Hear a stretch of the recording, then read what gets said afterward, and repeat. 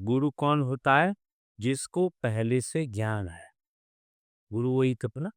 गुरु शब्द का अर्थ होता है गु माने प्रकाश। हाँ?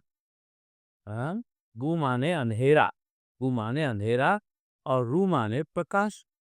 जो अंधेरे की जगह प्रकाश कर ले वो उसको हम गुरु कहते हैं।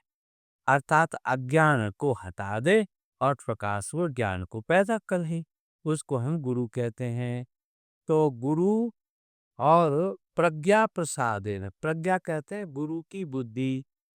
तो जो ज्ञानवान गुरु है उस की बुद्धि के द्वारा, चाहे तो मूर्ख हो यदि कोई पंडित हो, दोनों मूर्ख हो और पंडित हो। पंडित का अर्थ यहाँ शास्त्र पढ़ा हुआ लिखा आदमी, ज्ञानी नहीं, अनुभवी नहीं, शास्त्र पढ़ा लिखा हुआ हो, जिसने शास्त्रों की डिग्री बहुत ले रखी है, पढ़ाई लिखाई बहुत की है, डिग्रियां उससे बहुत हैं, लेकिन उसको अनुभव नहीं है आत्मज्ञान का, तो उसको हम पंडित कहते हैं।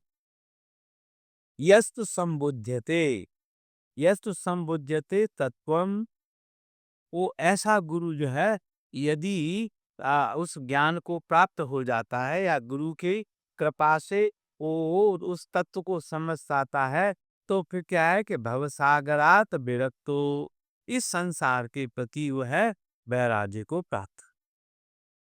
संसार जो है ना, इसको भवसागर कहते हैं। भवसागर क्यों कहते हैं? भव माने आपका जो भाग्य है, जो आपने पहले कर रखा है। भव माने होना भी है, जिस कारण से आप हुए हैं, जिस कारण से आप पैदा हुए हैं। तो व्यक्ति का जो जन्म होता है वो तो मोक्ष के लिए, मुक्ति के लिए, आनंद के लिए होता है। लेकिन पैदा होकर व्यक्ति अगर दुख उठाता रहता है तो हम उसको कहेंगे कि वह भव चक्कर में पड़ गया।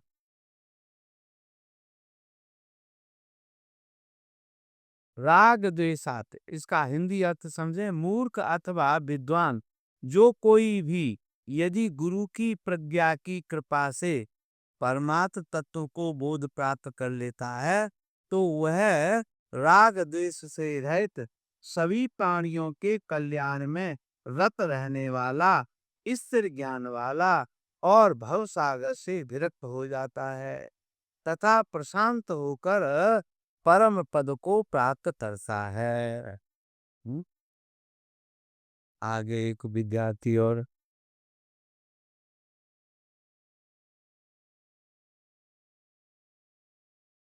तो गुरु की हमारे जीवन में बड़ी महत्ता है?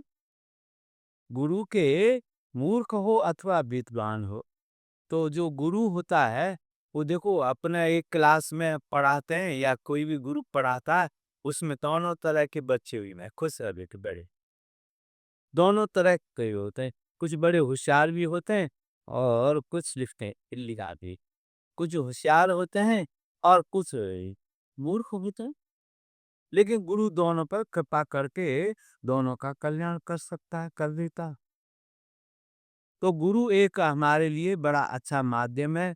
जिन व्यक्तियों को ये गुरु ज्ञान प्राप्त हो, उनको जो है उनकी शरण में जाकर उनसे सरलता से, विनम्रता से प्रार्थना करके उस ज्ञान को शीघ्र समझ लेना चाहिए।